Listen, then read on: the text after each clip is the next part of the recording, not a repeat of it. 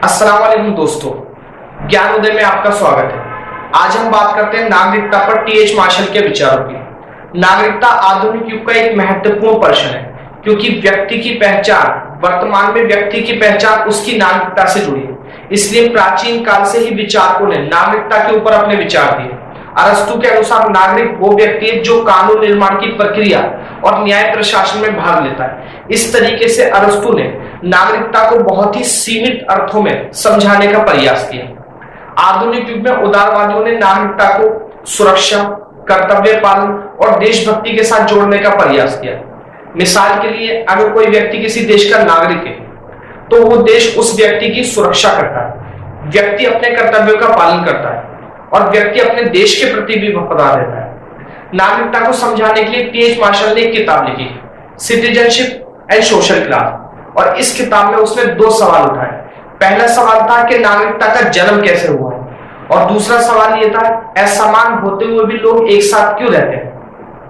Karl Marx का यह कहना था कि जिस समाज में आर्थिक असमानताएं होती हैं वहां पर क्रांति अवश्य होगी, लेकिन मार्क्स के इस तर्क को मार्शल नहीं मानता। मार्शल का यह कहना है कि अगर समाज में सभी लोगों को समान अधिकार दे दिए जाए तो असमानता तो फिर भी रहेगी, लेकिन असमानता की वजह से जो उग्रता वाली भावना है वो कम हो जाएगी और लोग असमान होते हुए भी एक साथ रहने के लिए तैयार हो जाएंगे। इस तरीके से मार्शल ने नागरिकता को पूंजीवाद, कल्याणकारी राज्य और अधिकारों के संबंध में स्पष्ट किया।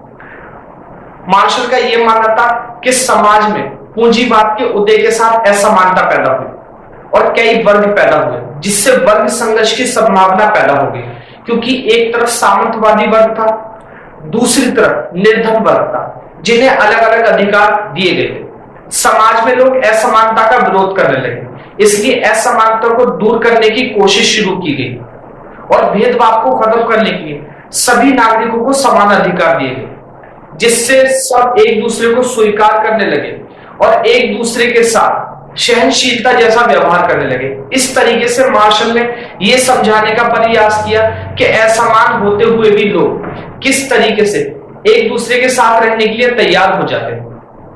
मार्शल हमें नागरिकता का मतलब बताता है। मार्शल के अनुसार नागरिकता का मतलब है किसी समुदाय की संपूर्ण सदस्यता, और जब यह सदस्यता किसी व्यक्ति को मिल जाती है तो उसे उस देश के नागरिकों के बराबर समान अधिकार मिल जाते हैं और समान कर्तव्यों कानूनों का पालन भी करना पड़ता है। लेकिन हर देश के अंदर नागरिकों के जो अधिकार होते हैं और कर्तव्य होते हैं वो समान नहीं होते।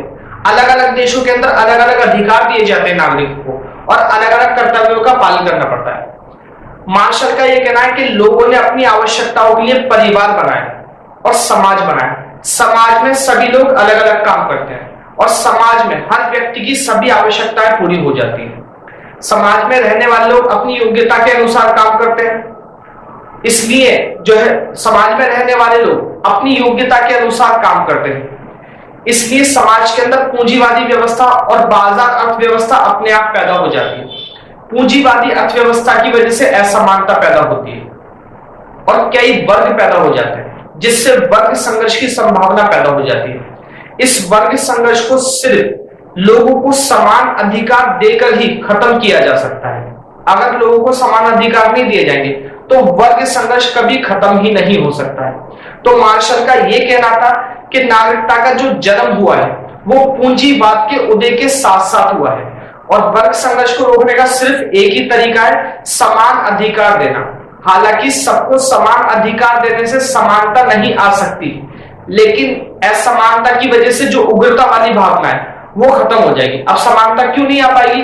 क्योंकि हर किसी के अंदर योग्यता अलग अलग होती है और हर किसी के अंदर योग्यता अलग अलग होती है, इसी वजह से समानता नहीं आ सकती। जी, मार्शल के अनुसार नागरिकता का उदय पूंजीवाद के जन्म के साथ हुआ।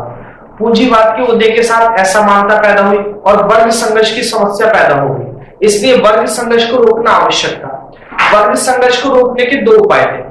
पहला उपाय यह था कि राज्य पूरी तरीके से समानता की स्थापना करे, जो कि संभव नहीं है, और दूसरा उपाय यह था कि असमानता की वजह से जो वर्ग संघर्ष की भावना है उसे कम किया जाए।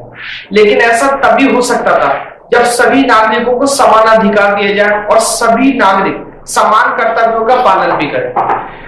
हालांकि सबको समान अधिकार देने से और समान कर्तव्यों का पालन करने से समानता तो नहीं आई, क्योंकि लोगों के अंदर योग्यताएं अलग अलग होती है, लेकिन असमानता की वजह से जो उग्रता वाली भावना थी वो कम हो गई।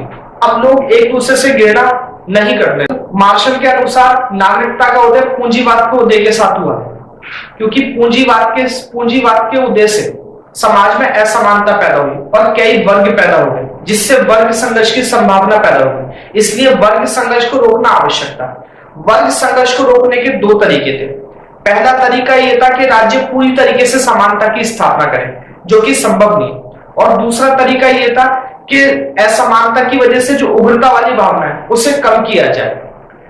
लेकिन ऐसा तभी हो सकता था जब सभी लोगों को समान अधिकार दिए जाए और सभी लोगों को समान कर्तव्यों का पालन करना पड़े।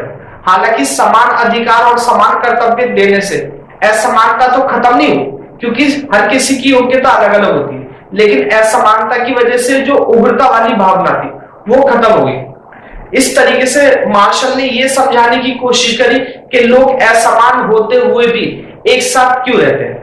अगर आपको ये वीडियो अच्छी लगी तो लाइक करें, इसी तरीके की वीडियो और पाने के लिए सब्सक्राइब करें। तब तक के लिए धन्यवाद।